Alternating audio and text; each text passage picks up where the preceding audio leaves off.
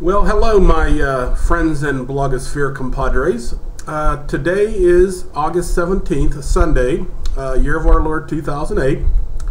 We are here, of course, at the Pins Abode and in the midst of a fast becoming a cult classic vlog sequence. I believe this is number 25 in the sequence. So anyhow, I'd like to welcome you aboard the vlog cult classic train. It's been a very, very busy week and weekend around the Pins Abode. In fact, I just returned home from a weekend-long leadership retreat.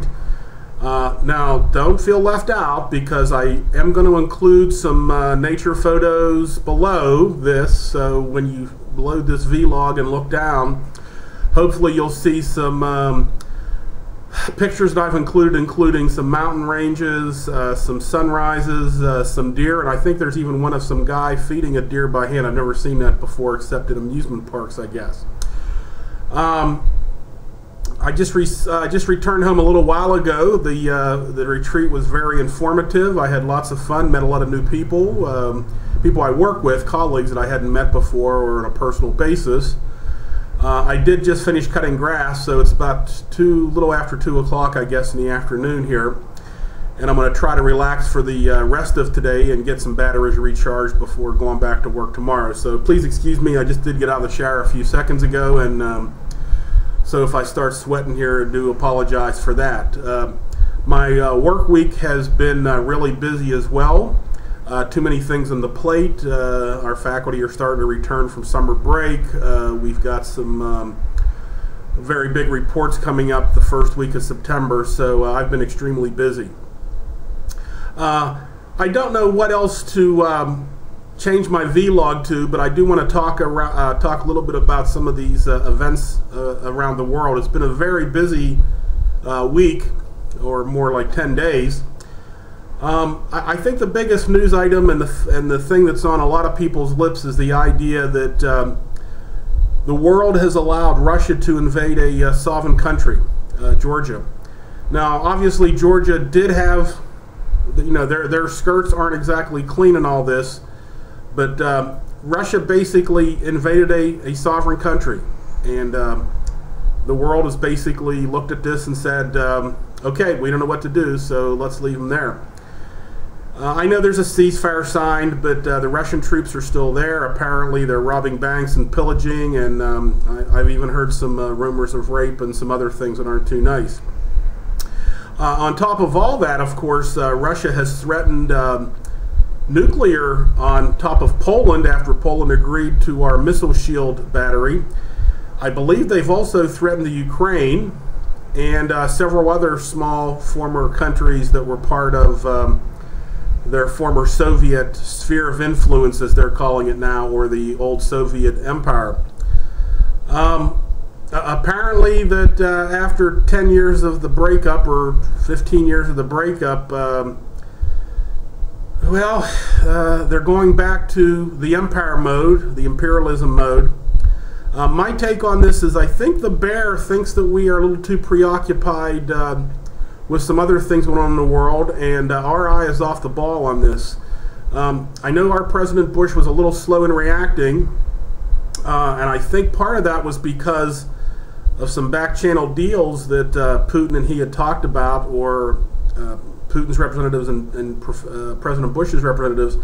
What happened, though, it appears that Russia became a little too bloodthirsty, and they pushed the envelope a little bit too much here, and I think that's probably what surprised our country and our leaders and our intelligence. So the thing, I guess, that really bothers me the most is the European Union, except for France, who tried to broker a deal, although the deal did favor Russia quite a bit. I mean, they left Russian army as peacekeepers in the theater of operations. But essentially, the European Union is sitting this one out. And I believe a lot of that is led by Germany. Germany is now pushing the Russian initiatives, mainly because Russia has threatened to shut off the gas pipeline to Germany. And Germany gets about 90-some-odd% of their natural gas via the pipeline, which essentially serves their country. So it's quite interesting how Europe has reacted to this. I don't know whether we're going to try to include the Ukraine and some other countries in the NATO.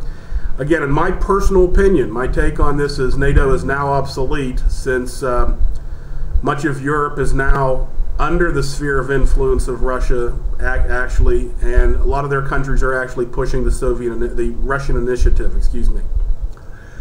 Anyhow, I got a lot more to say on that, but I don't want this thing to run on too long. Locally here, or in the United States, I see that our U.S. House and Senate are really, they're just becoming embarrassments to every citizen in the country. Nancy Pelosi, are we thinking about drilling this week or not? Is it a vote this week or not? I think she's changed her mind about 6 times and issued about 35 press releases that any intelligent adult who can read, if you scan through those, you have no idea what they're trying to say. And I just think that's a total embarrassment. On the political front, and I'm going to be brutally honest here, and I've talked to a lot of people over the last, I'm going to say 3 to 4 weeks to a month about this. I'm to the point now where I think that the United States actually needs 2 new political candidates to run for the United States president. I don't think either one at this point is qualified or has the background or has the demeanor or has the rationale or reasoning to lead our country where it has to go over the next 4 years, and then, if you want to say writ large, the longer term. But neither of these 2 candidates has what it takes right now to be president of the United States, and I don't know how to solve this. I know that neither party, I think the Democrats are a little bit more happy with their candidate, although when you talk to them, the frustration level and the lack of confidence over the last month is just startling. It's just startling. All right, oil and gas prices are still dropping. I think it was down to 111 on Friday, and I see it dropping somewhere about 95, depending upon what happens over in the Middle East. And I think that trading range for the price per barrel of oil will probably go from the $90 to $120 short term, probably for the next 6 months. So I see it dropping a little bit more.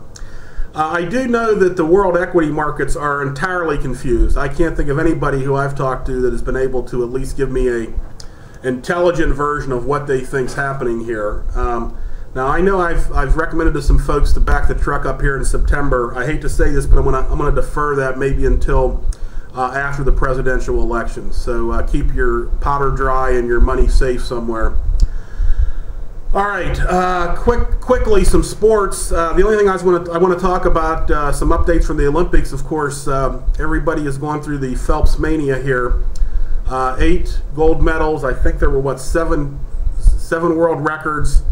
That one race was a Thursday night or Friday where he won by 1/100th of a second, and was it a Serbian, I think, that he beat? And the Serbian actually thought he won, and I tell you, I've watched a replay, and I know they've got these touch pads or something.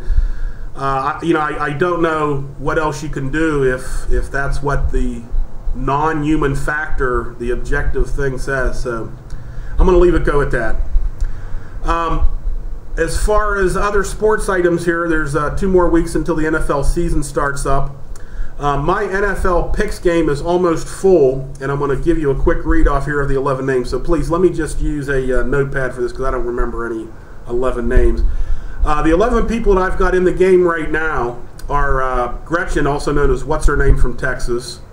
BB, the New England sports fan, God from up there around the Boston area. Our good friend from Turcoland, Asen.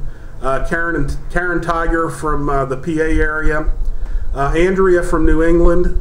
Let's see who else we have here. Shebe Stacy from Pennsylvania, Rita Narda from the Texas area, myself, of course, and I'm at the Pins Abode here. We've got the Cody Coaster from down there in the great state of Florida. We've got the wonderful and talented Carol from North Carolina. And I'm going to go ahead and unilaterally add a new friend of mine, CBN/Mishi from the great state of The Sun Never Goes Down. So that gives me 11, so I've got room for 1 more. And we'll add that person over the next week or so, if that's all right with everybody. The picks game is very easy to play. Obviously, I post a matrix on my blog as we get everything started here. And those of you that have played last year, we're not changing the rules. So, Gretchen, you don't have to worry about flipping new coins or anything here. You should be pretty good with your coins from last year. All right. No updates on any other sports issues here. And to be perfectly honest, I've got so many highs to say to people, but I'm pretty darn tired, so I'm going to call it a day on this vlog. I'll catch up with all my special highs the next time I do a vlog, and I'll try to get around this week to doing some Tuesday's Link with Pins. I know this past week I've been lax on that, but just another short hiatus for me because of work and some other duties that I've got going on here.